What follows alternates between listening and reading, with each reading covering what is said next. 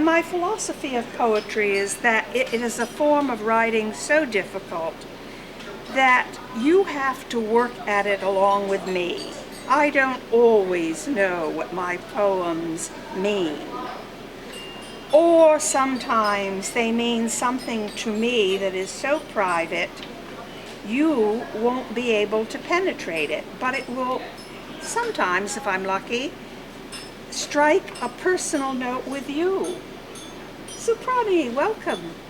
And so the thing is, any idea that you have that doesn't seem to fit into what I'm saying, or remind you of something I'm saying, that's fine. I don't worry about that, because I think poetry is a cooperative endeavor. It's kind of like a secret language, and we have to share the work between us. If we didn't, I would never understand E. E. Cummings, who is my favorite poet of the 20th century, and very difficult, but simply splendid. The other stuff is, I have a doctorate. I studied and taught history. I wrote academic books, 4 of them, 1 on antiquity, 3 on the Reformation. I have a doctorate from Stanford, but I mostly taught at a community college where I didn't use half of what I'd learned. When I got tired of teaching, I joined Lynn Rogers's wonderful writing class, and it is a wonderful writing class. And she was very busy, and she said, "I don't have time for you." She's rather brusque. And because she didn't have time for us for 15 minutes, she said, "Write as fast as you can. Don't even worry about your inner critic." And I got out my brand new notebook and wrote as fast as I could. And to my astonishment, because I was 74, I'm now 77, I had written 2 poems. One, perhaps, the most beautiful poem I've ever written. They were short, but they were amazing to me, because I stopped writing poetry when I met my husband cold. So from 19 to 74, I never wrote anything that rhymed. I wrote books on history. That's about all I need to say. There's a kind of quaint picture of me on my way to school 4 years ago, wearing my daughter's sweater. She left us in 2010, she had cancer, and my skirt. And that's it. Now, I knew that most of you would be dead tired from a hard day's labor.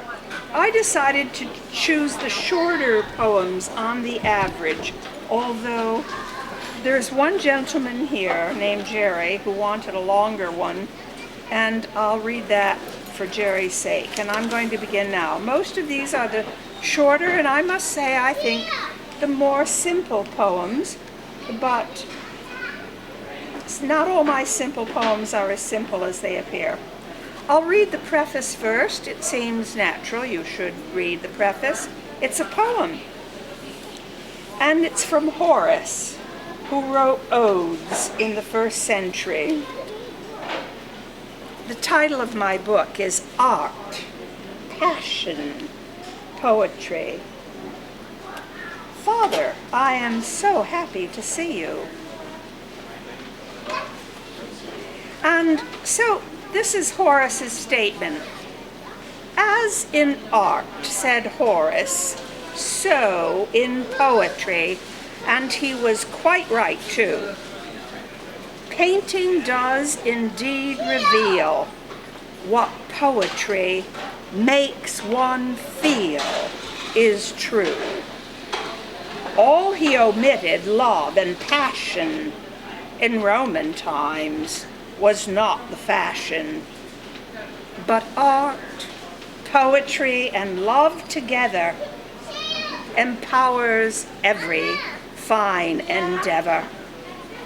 So, dear reader, you will note I placed passion in this boat in which you now set sail, for love unites both art and verse, improves the two, does not make worse, whatever may prevail. So that was chorus, really, but I put him to a verse, well, in a different fashion from his own verse. Art, passion, poetry. My first poem is art.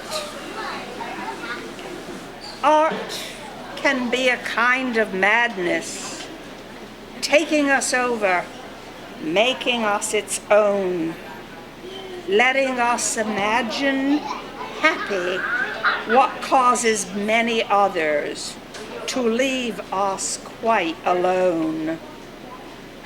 That which we conceive, done beautifully, alienates friends who dutifully say, when we present it to them finished, are you sure you've not the essence of the thing diminished?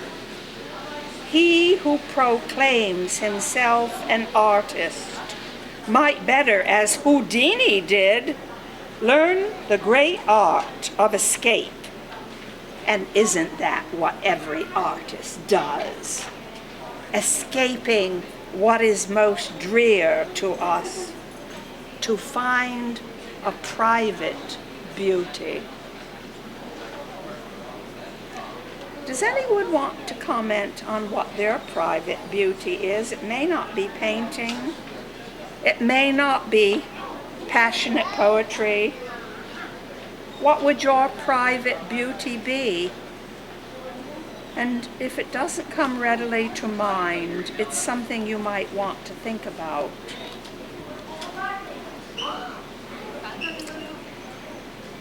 The second poem was published recently in Life on Highway 9, I think.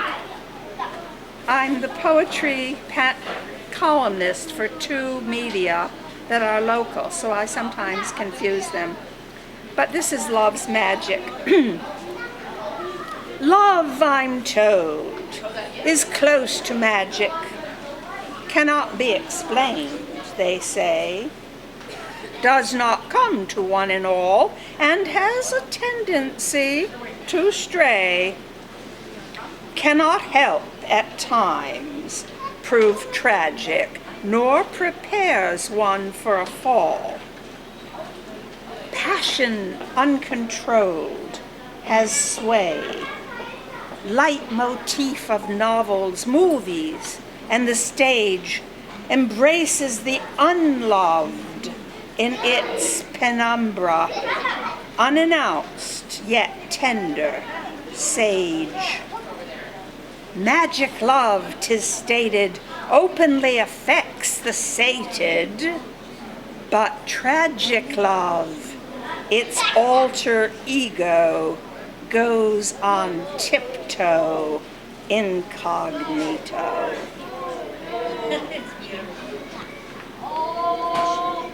Tragic love and magic love. Magic love, I suppose, would be the kind that picks you up and makes you happy.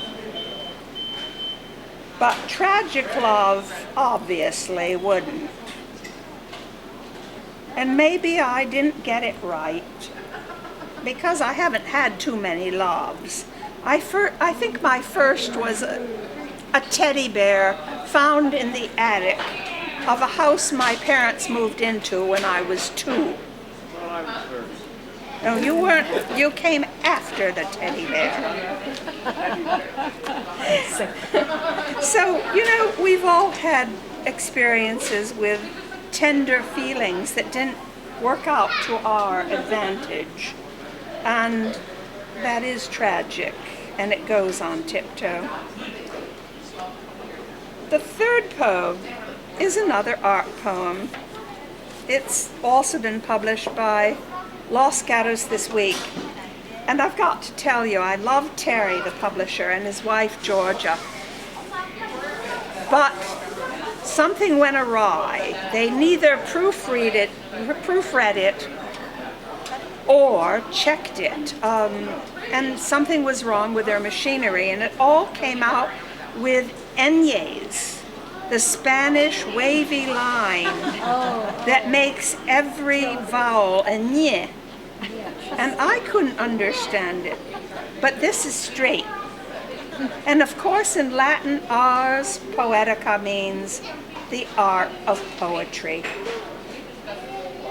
A poem well written bonds the heart, a vagabond with the universe, and should sustain the lonely soul, the one who cannot travel free, yet needs to dream, needs to see, longs to do what poems can, reach out freely, self-sustained, yet anchored to eternity. A poem written wells, a work of healing, not of vain belief, relieving sufferers from silence, beauty shade, affirming life, a signature to what was once unsaid. Music passing through the skin, sonata, rhyme of spirit, daffodils and time, the kind with the H. A poem is a lighthouse on the shore, beckoning to one who had reckoned on no more direction, safe harbor, joy. A fare thee well in well-being, an envoi, which in French means a farewell. Goodbye to joy. But not necessarily. I mean, lighthouses also beckon. I got into a lighthouse painting passion last year and painted 6 or 7, but I knew that in a bookstore there was no place to display them. This is the only painting I brought with me, my cover. And it is a picture of a Swiss lake at sunset. So that's it. You'll have to make do with little, which isn't bad for the soul, I believe. Am I right? The next poem is terribly sensual. I feel obliged to read it, but I don't know how you'll take it. It's called Trip. Most foreign lands are those my fingers travel, another chair for ambiance.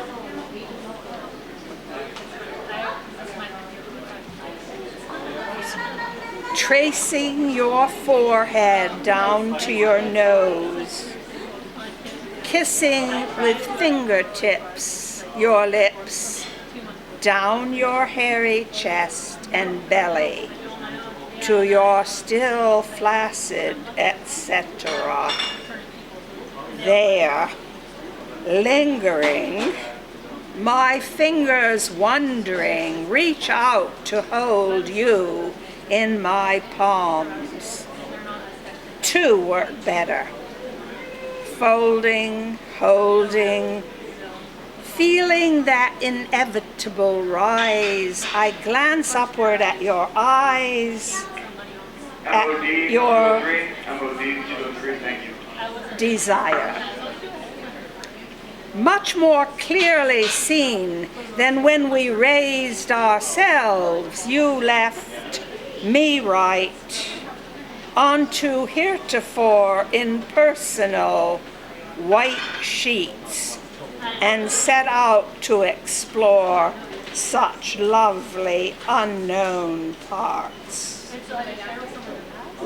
Who we climbed and twisted, now alone or 2 apart entwined, have with limbs that listed down trails led to the highest peaks. No cartographer could have missed the longitude of our exploration, of our mounting to that elevated edge where all revealing is revealed before falling into place. No wonder more wondrous than your so refined, lined face.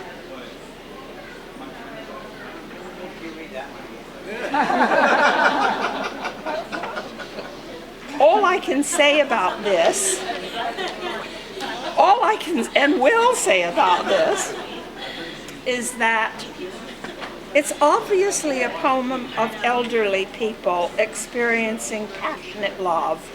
And Lynn Rogers, our writing teacher, keeps drumming it into us that we're not over and done with our sensual lives just because we're very young or early middle-aged. So I thought I'd try it and see how that might work. Does anyone have a question? I hope you understood the references. Don't ask me to explain them. I will also say that a little bit of E.E. Cummings got into the last verse because last May and June I was so into E.E. Cummings, I wrote a poem about my mother in E.E. Cummings language, which I might share if I have time. This poem is number 8 in the book, and it's short, thank God. It's called Rounding the Edges. And I think I wrote it because I had a H of a time correcting my novel, which is floating around and is very big. I had over 1,000 mistakes, and I have a doctorate from Stanford, so that was quite criminal. And I seemed to put hyphens at every compound word. My grammar is fine, my spelling is quite wonderful, but compound words set up something in my brain that makes for errors.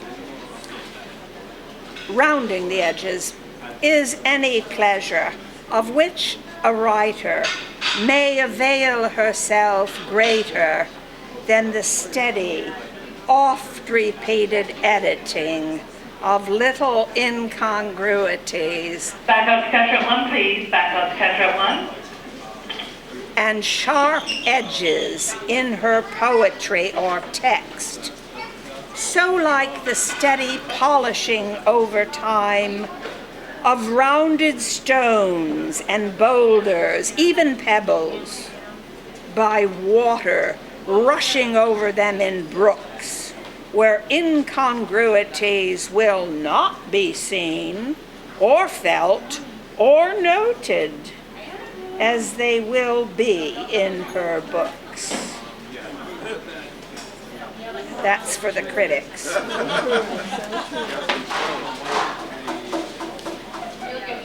The soul and beauty. I have to tell you that I'm unchurched. But I find to my astonishment, perhaps because I spent years, a decade at least, studying the Protestant Reformation, that the word soul enters into very many of my poems, and next the word spirit. Go figure. You know, as they say in Yiddish, go figure. The soul and beauty, number 13.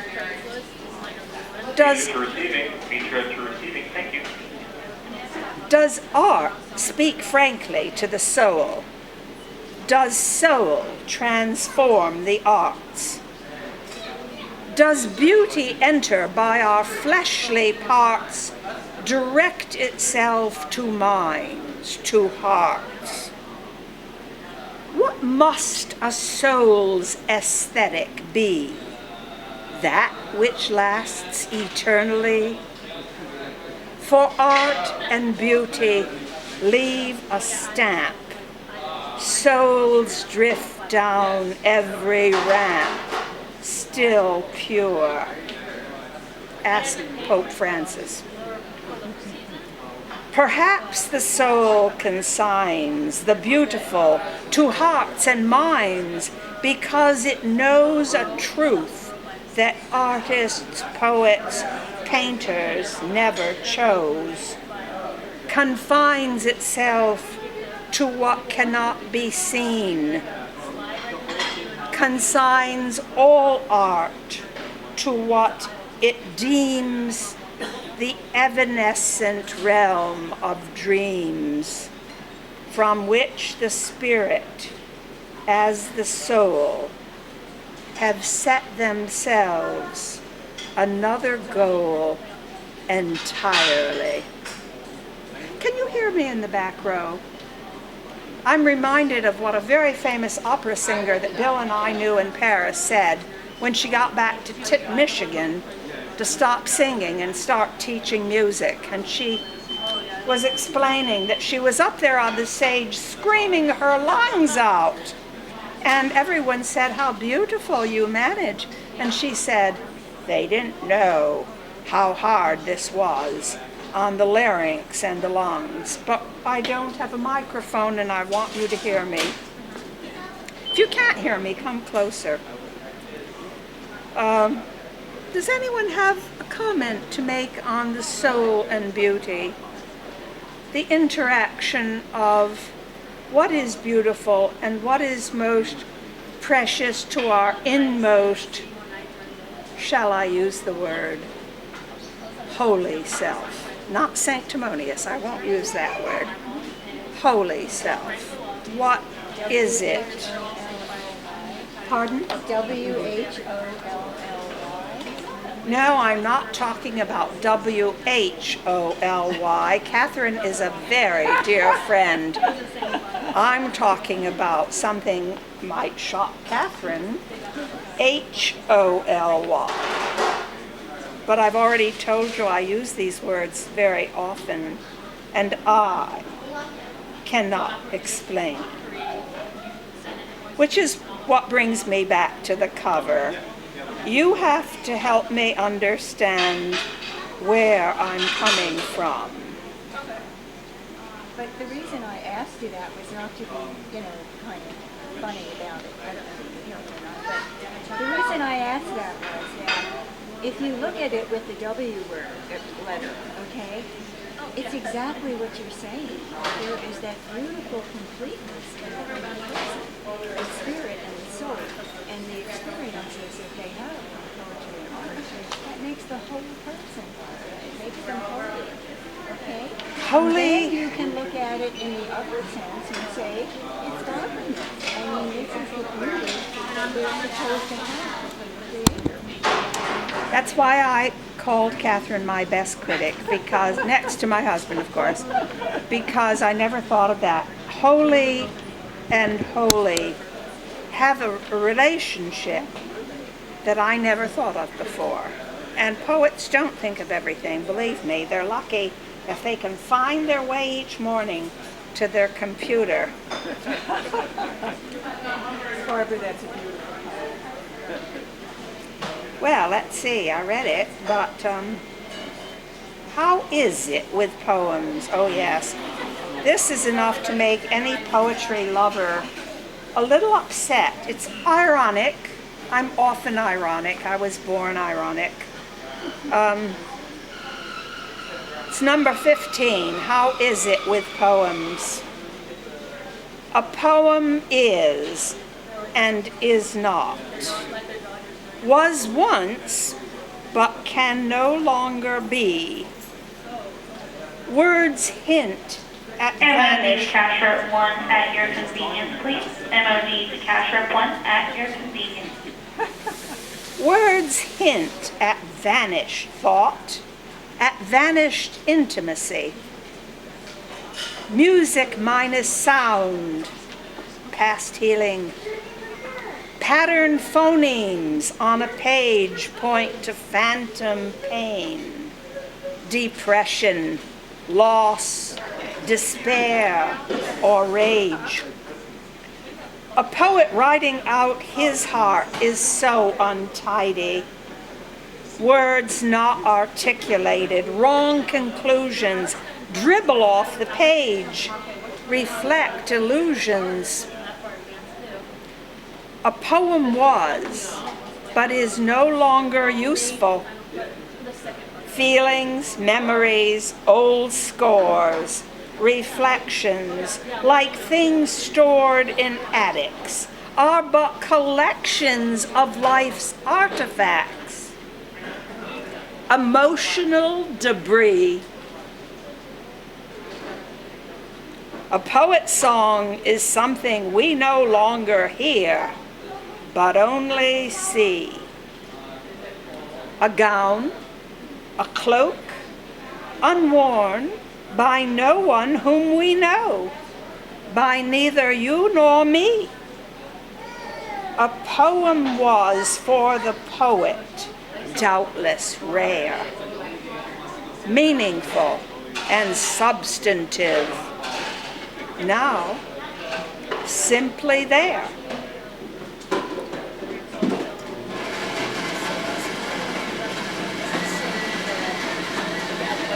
Can you speak louder? It's such a noisy place. Say that at one point a word means something and another time it just doesn't mean. Yes, I am saying that, but I'm not making a universal statement. I am not a universalist. I learned that in Reformation. No to universalists. Whatever Aristotle had to say to the contrary. I am saying that some people's most inner thoughts, feelings, and emotions will have no meaning for people who read them, whether it's at a long period, a lapse of time, or a short one. But I do think there is a tendency as we read old poems to make this a truer statement, perhaps. Or maybe I'm just being plain ornery and doubting that what I'm doing, because poets are filled with hope and doubt. And so sometimes I wonder, what am I doing here? Throwing words out into the air that practically nobody will understand or remember for longer than 20 minutes. But Barbara, this is what I disagree with you. One of the charms of your poems is its universality, okay? People can identify with what you say. So maybe not today or tomorrow, but it's there. And I think that is the mark of excellence. And not just because you're my friend. All right, I'll rethink universality. You know, Catherine, we're all caught up in the egocentric predicament. And this can give us a boost. I am great. I can do everything. On certain days, it can work the opposite way. This is just me. Who do I have to rely on but my own intuition, which is provably and demonstrably erroneous many times. That's us. So, Michelle. Or sometimes, you know the words, have your pencil in hand, pencil on the paper, and the words disappear. And you knew what they were going to be, or you write them down and you're looking at it going, what happened? This makes whatever it was in my head, whatever I thought was going to go down, no longer makes any sense whatsoever. Do you know, you're so right, and that is why I call this book Art, Passion, and Poetry, because the same, and you're an artist, and a poet, and the same thing happens when you paint. You pick up your brush, you have a photograph. This morning I was trying to limn my own face at 35, a better face, but certain features haven't changed. The nose is the same. And I thought I would have that nose perfect. And I looked at it, I couldn't identify with my own nose. So I felt, well, if I can't identify with my nose, why pursue? Why do this? Of course, Lynn Rogers would say, forget about your critic and keep on plowing through. You'll get there in the end, and there's something to that. But it takes courage, and she's very courageous. And I'm a little on the wimpy side. So, I think if you write from your emotions, however, there's more chance of it being universal, even though the words may be the peripheral part of it. If the feelings come through, people are going to pick up on it. some people will, that's true, and that's a great compliment. And to me, it's a sign of hope that the arts are not dead, because so few of us now are being taught art and the arts generally and the humanities. And I'm always so afraid that, especially younger people, can I say this looking around, people in their 40s, 30s, and 20s, does that involve any of you? Maybe a few. Yeah, my husband, he's hardly past 30. But I'm going to skip to page 86 because I have a dear friend who has requested several times that I repeat this longish poem, but it's about a famous painting. It was in the San Francisco art exhibit 2 years ago, I believe, by Johannes Vermeer. I didn't bring a picture because I wasn't going to read the poem, but on request for Jerry, I will. It's a girl looking 3/4 face turned with a turban in white and a pearl in her ear. And she has blue, is it on the turban or on her top? Now I've forgotten. But the central colors of her are blue, gold, and white with the pinkest lips you ever saw. No rose was ever pinker. And yet her expression is not only perplexed, but I think on the verge of fear. A 3/4 portrait is a dynamic statement all by itself. It captured me with millions of other people. I don't own the original, of course. But I do have a large book of Vermeer, and so I looked at that and I wrote this. The Girl with a Pearl in Her Ear by Vermeer. The Girl with a Pearl in Her Ear by Vermeer turns away from the gloom toward the light of the room. If this is a room, there's no definition, and mere intuition is the sole condition, making her confusion and apprehension unclear. We're bound by illusion. So too was Vermeer. He records no commotion, much emotion, some fear. Is there any danger here? What might seem strange to her? What enlighten her, frighten her, brighten her prospects for today, for tonight? We cannot say. We have no right, no insight. The girl in her turban of crystalline blue and gold's urban, well off, neither bold nor suburban. Her eyes are a question in amber and white, irises flecked with light, melon lips parted, in hope or from fright, glance unsure, creamy complexion, Dutch perfection. One supposes she's pure. Here nothing's jaded. Here nothing's faded. Here is youth. Where is truth? Is purity her surety? She may welcome this caller. Has he come to her rescue, or just to enthrall her? Her eyes show surprise. They are startled, in doubt. Will she have to accompany him home? To go out on a night that is dark, cold, and drear? Are we seeing her hope, or assaying her fear? What might she, but not we, hear?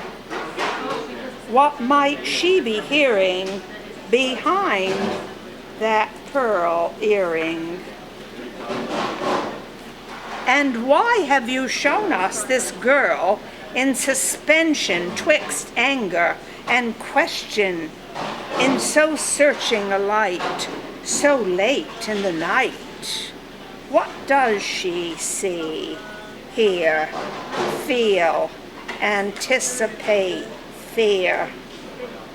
Tell us, please, if you will, Johannes Vermeer. I like it too, but it's kind of long. Although I am sparing you out of the kindness of my heart. A poem Lynn Rogers calls a complete novel in 3 pages. I will not do it to you, don't worry. Poetry staircase. We all climb staircases, some to reduce our hips, some are located in gymnasiums. I have a tall house and run up and down 20 steps every day 20 times. I'm not saying it does all that good for my hips, but it is good for the heart.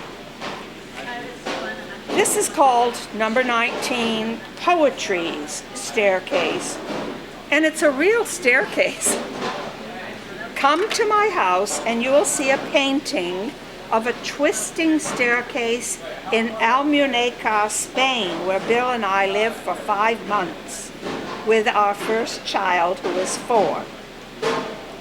It's in the city, which is an ancient city settled by Carthaginians and then moved in Visigoths, Vandals, Syrians, Christian, Jews, and you know Spain was a marvelous mixing pot.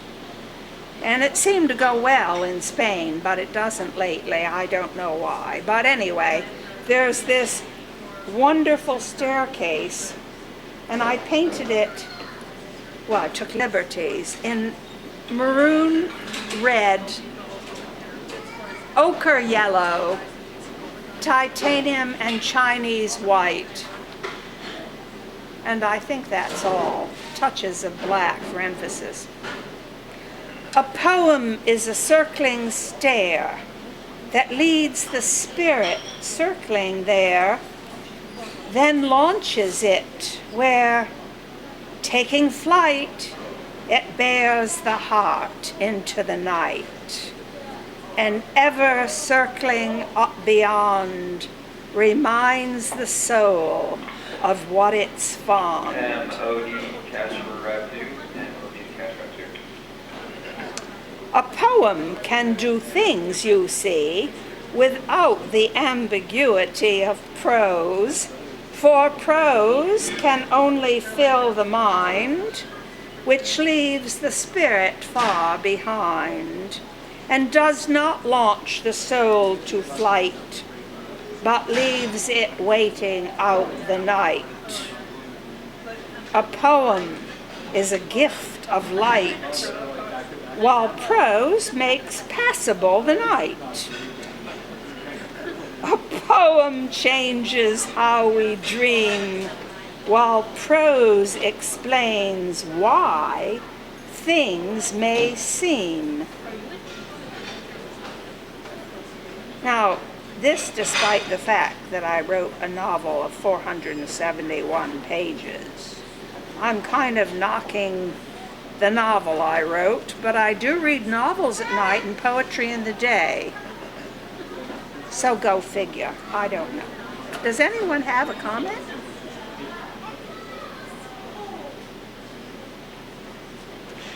Well, the painting reminds me of our wonderful months in Spain, right on the sea, right across from, I think, Morocco.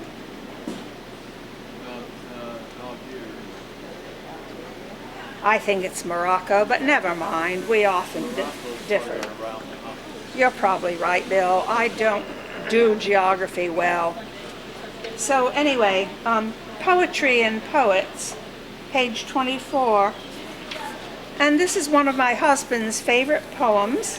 It was written in Lynn's class, and I wrote it and mispronounced one of the words and was corrected by a real poet, Catherine, what is their last name?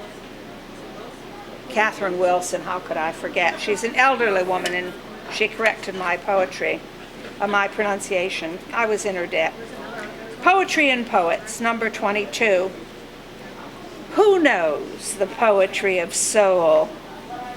Remembers a long-ended goal of that ultimate poetic place that once, like a half-grown foal, which I pronounce fowl, jumped the pasture gate and trotted away. It's all right, Jerry, I recovered.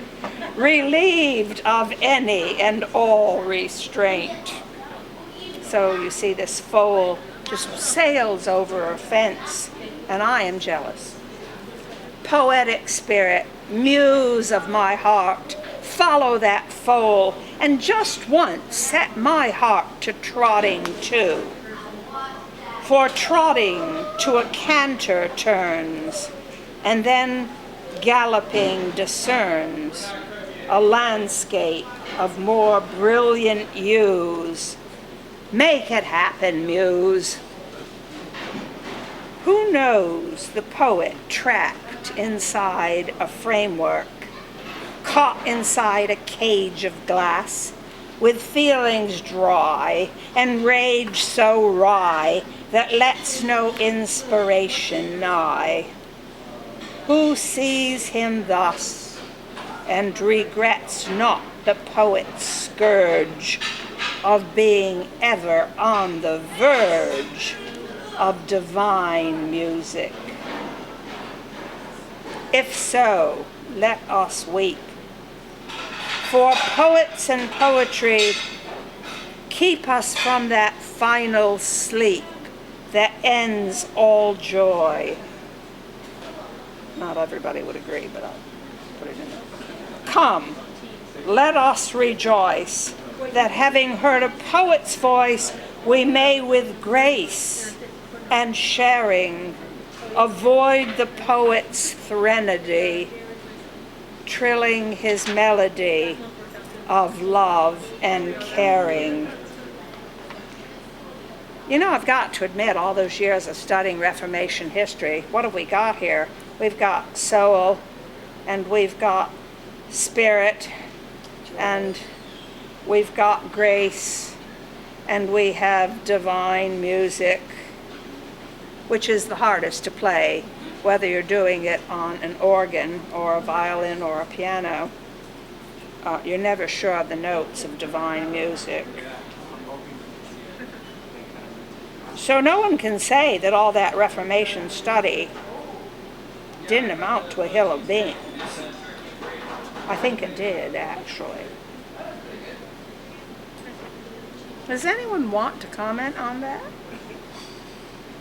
I've got ponies, foals, little baby ponies, I think, of either sex, jumping over a fence, running away, and my heart wants to follow. Follow would work. Fly over the fence. If I could. I'm not sure I could anymore. No, I know I could climb very carefully a fence and drop over.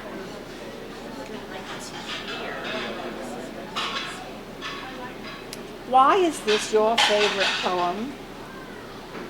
That's the question from Susanna. We all feel kind of trapped in our lives, haven't been formed, and the vocations that we've followed. And Louder. it would be nice to be able to leap over all these fences that hold us in. Free at last, thank God Almighty, free at last. See? But we can't do it. We have to pay our debts and hang around. And besides, we're being watched by NSA, and they let mistake our. They said they jumped the fence, so that's the first sign there's something wrong. Yes, right. So, Lucky you, I'm going to read you a so three-line we just poet. trot around in the fence and smiled at her. So this is wonderful. And we look around for agreement. If there's no agreement, we turn their name in someplace. Thank you, Bill. That is very to the point. This is my shortest poem, and I can't remember it for beans. I don't have a good memory. So I'll read it. Bird flight. Watching bird flight by the ocean shore, a poet asks, are there words that do as adequately soar? Customer service line 1, please. Customer service line 1. 3 lines. Most people could remember it, I can't. This one is one of my favorites, but you'll have to listen and think about life's transitions. It's called bridges. A bridge most simply fills a void, a space, and lets you get from place to place. You cross it, leaving parts behind that you may or may not ever find. A lover, garden, books, and such. Crossing bridges can cost much, and having done, you're out of touch. Every crossing takes its toll on what you thought would be your goal. Though you crossed it over Roman arches, framed by cypress trees or larches, or drove across a steel suspension, you'll not escape the apprehension that doth fundamentally derive from being where you hope to thrive. Transitions inevitably involve a passage you alone resolve. Oft a bridge extends an invitation to your whole life's recreation. Mitra 217, Mitra 217, thank you.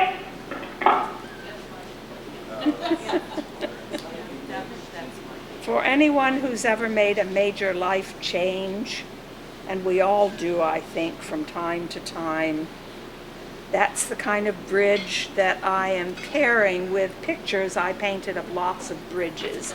That was another thing. I got into a bridge mode, and I painted bridges of all kinds. That's a very beautiful poem in the sense that it offers hope. Hope, like Bill said, his favorite poem. You know, it's always wanted to be free from the mistakes or the choices that you didn't like. But this one says, hey guys, the bridge is good. Go for it, okay? There's something better out there for you. Most of my friends think I'm a hopeless pessimist, but I think it's more that I'm a realist. Sometimes I say I'm a cynic, but I do find that most of my poems are happy, and I give a happy ending to a novel that could have ended very tragically indeed. I do like happy endings, and I only go to movies with happy endings. This next one, I think, is a shorty. You'll be happy to know. Wait. Oh, I'm on the wrong page. That makes a big difference. Oh. Page 31. Yes, okay. Yes, this is very short. Rainbows. Rainbows would not exist but for refraction. Their colors are not even mist, and yet of all the sensual things that I have known that do exist, and quite a few of those I've kissed, rainbows, though short-lived, and really never lived at all, hold out for me the most attraction. You may remember that we used to get rain in California.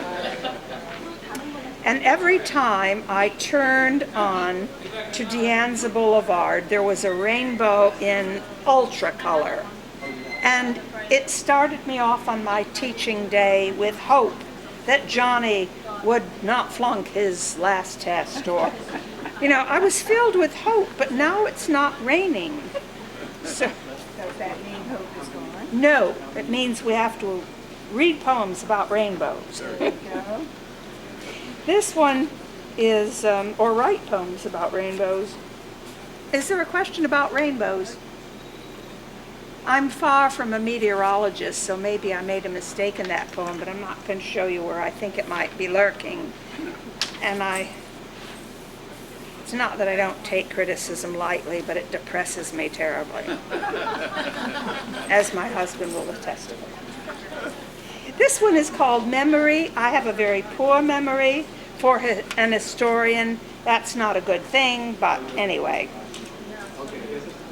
Memory is a lightsome thing, holding on by thinnest string of cells within the cranium to thoughts of birth, of death, the scent of a geranium, teased by time, revived by chance, perfume, lemons, iris, daffodils and wine, candles glowing in a mind we thought had ceased to pay attention.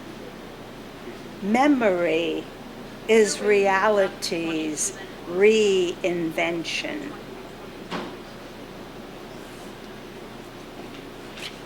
Barbara, how long does it take you to write these poems?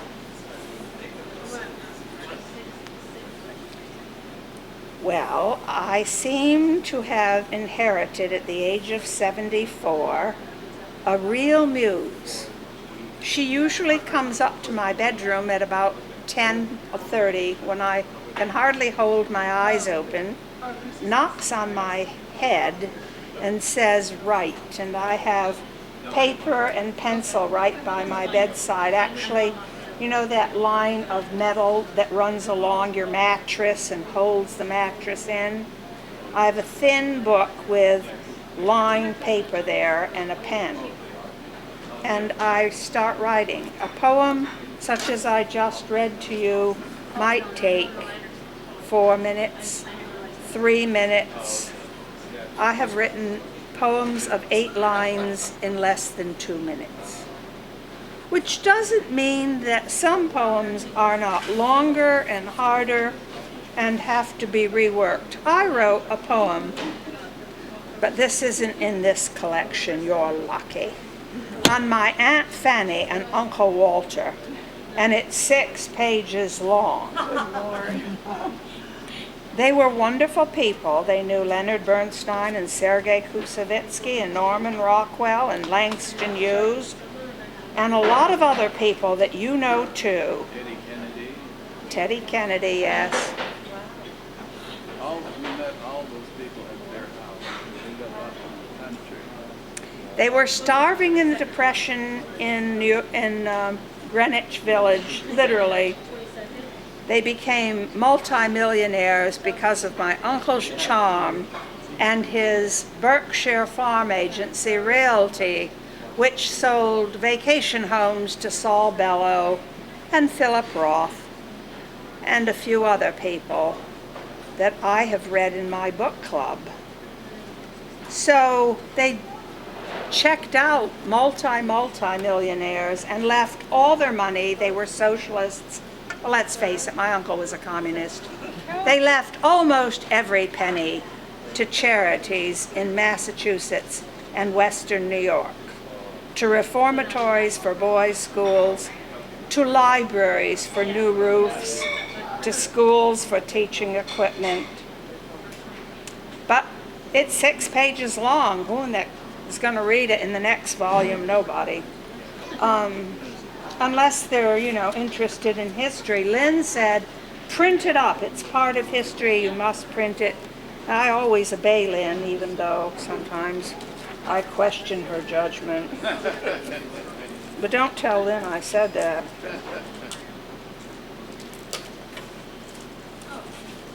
This is called Doubting the Muse. 27. I mean, the Muse and I have a good relationship by and large, but, even your favorite person, your lover, your mate, the person you trust most, you doubt sometimes. Every writer, and of course, all poets doubt their muse. The act of composition is not all about composing.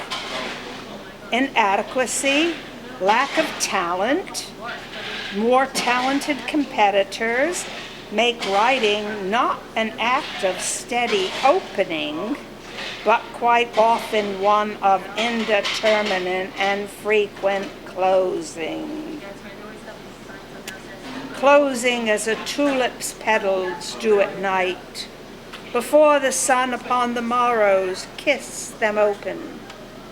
A kiss that often makes them start with that self-doubt that makes the loveliest tulips in the night to pine, console themselves with what seems premature floral decline. We novelists and poets woo our muse, but not with so much confidence. We feel our suit is won. We suspect we've but just begun. Whatever triumphs that were ours as writers, we're unwisely authorized to trumpet. Who better than a jilted lover or a slighted writer has reason to believe their muse a strumpet? But even doubting, since as authors doubt we must, we reap benefits in doubt's pursuit. Those who publish thick tomes oft win distinction, bank much loot. But ask a tyro from whom the world's not heard, and he'll say it's doubt that draws him on from word to yet unpublished word. And all of us in Lynn's writing class are drawn on from word to unpublished word. Well, it's 3 minutes to 6. What would you like to tell me about this stuff? Write more. I am. My second volume is all ready. In fact, I shipped it to the publishers today for their opinion. Michelle? I am interested in the fact that you enjoy painting, and when you come to the class, you bring your paintings for us to look at. Sometimes for us to write at. And Lynn says, use something as your... With other people's paintings. Yeah. But I know that you paint better and with more detail with your words. And I think you're carrying that artistic notion of the painting and putting it into words and painting. You are so right. I paint better with words than a brush. There was a huge lapse between my painting spells, oil to watercolor, which I took up 1.5 years ago. Some gnat is after me. But I also write poetry better than I play the piano, and I've been doing that since 5 years old. And although I can now play Gershwin's Rhapsody in Blue, I will tell you I'm not ready for the Met. Far from it. But you took my comment and made it into a, you paint better you love that medium of painting. I do. And I see that color and variety and detail that you paint with a brush, but you carry that creativity into your work and you paint with such a delicate touch and such detail. You get into the soul of what people, you reach us with the words, those little words. You can just take the faintest touch of those words and turn them into a painting of our in our heart, in our soul.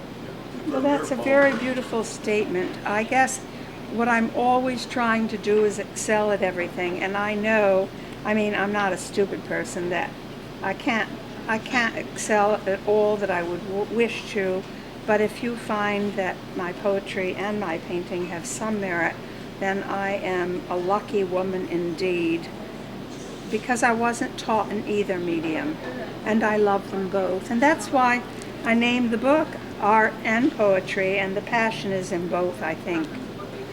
I am passionate, which is another way of saying I'm short-tempered, I think.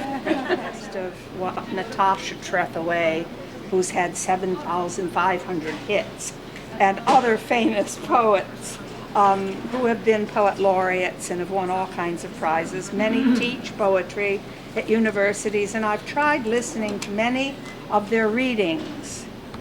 It is very hard work. One reason I find it hard work, you may not, because we're all different, but they don't rhyme. And often there's no meter. I even wrote a poem, I think in this collection, called Missing in Action, and it's about the fact that so much poetry is missing in rhyme and in meter. I think it's in the next volume, unpublished. But to me, if you take the music of language and the music of meter away from a poem, well, you have thoughts, but they don't reach you as deeply as rhymed poetry does. And it's not approved by the Wallace Stegner Creative Rights Department, which a friend of mine is taking lessons. Sarah, could you read these? Sarah, could you read? And they have told him that rhymed poetry is merely rhapsodic. In other words, it's a jingle jangle. That's what they really mean. Well, some of us love the rhapsodies of Chopin and, you know, Tchaikovsky and other people, but the creative writing department at Stanford says you will not rhyme. And all the poetry contests I've entered, about 50, I would say, I didn't win anything. Only one said, one of your poems, the one about the foal jumping the fence, has promise, but keep practicing. So I got tired of practicing, and I took all my practices and collected them and threw them at SBPRA Publisher. Where's my little speckled notebook? SBPRA Publisher is my fairy godfather, because not only do they watch over me, and this is a good thing for you and Michelle and anyone else who wants to publish anything, not just poetry. SBPRA, which stands for... Rihanna, 53, please. Rihanna, 53. I always forget. I told you I didn't have a memory. Strategic Publishing Book Rights Agency. They're located in Dallas. They're the only publisher I have found online that give me 50% of the selling price. So I really urge you to go online and order my books at book order, one word, at SBPRA.net. I'll keep this up here in case anybody's interested. They are so kind to me. I have a fairy godfather. I've never met him in Connecticut. And every time I have a problem, I email him and he phones within a day and solves my problem. He is so kind to me, and he's watching out for me. And I've never met him. He's roughly my age, retired from a more profitable business, but he likes dealing with creative spirits. And he's very, very helpful to me.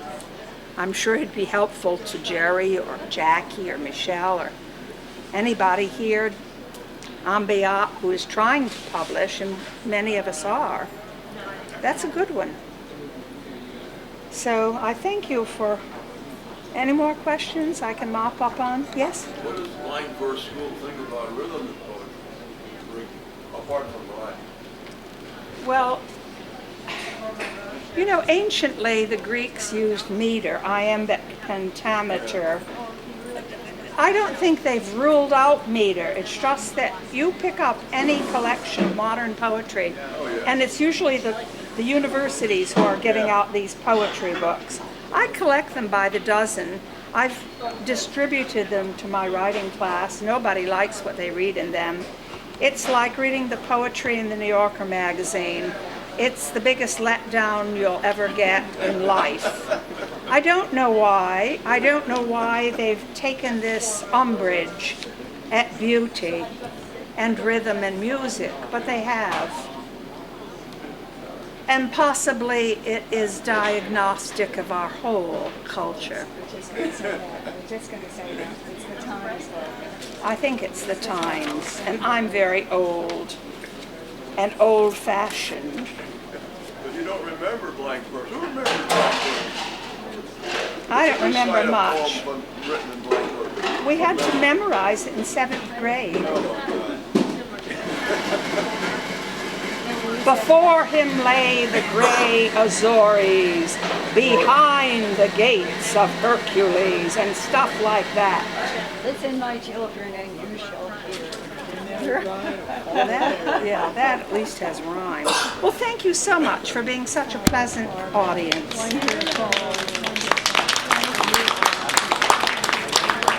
If you go to Amazon, where they're good for one thing, they'll let you read 20 pages of my new novel free. It's published. It came out a week and a half after the poetry book. And they give you most of chapter 1 and chapter 2 and the epilogue for nothing. And you can't beat that. The cover is so lovely that my kids really identify. This cover? Oh, yeah. Bill likes it too. I'm not crazy about it. So, Michelle, I know. you like Yeah, it? yeah. And then when you flip it over, you've got the couple again. Okay, there's enough people here who like it that I won't quibble. When I first saw it, I was a little taken aback. Well, you like something different. I remember. Yes, but you know, those are minor things. The thing is to get your work out where other people can get to it. That we are all trying to do. And I hope someday to be back doing, I really do want to do a book talk on Candida. I have a date, I might as well tell you. I believe it's January 6th at the JCC, the Jewish Community Center in Los Gatos on Oka Road. And I will try to be half as brilliant as Lynn, but I don't think I'll make it. She commented on 12 books. I only have this one, though it is a hefty volume. But I'll try to make it come alive for you because it lives, I can't tell you how much, in my brain. It's about art, poetry, passion, tragedy, treachery, and bed hopping.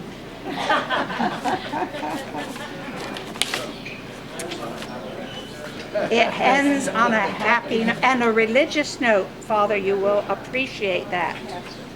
It ends on a Lutheran note, an explanation of grace. I told you, this made a big impression on me being at Stanford. very much.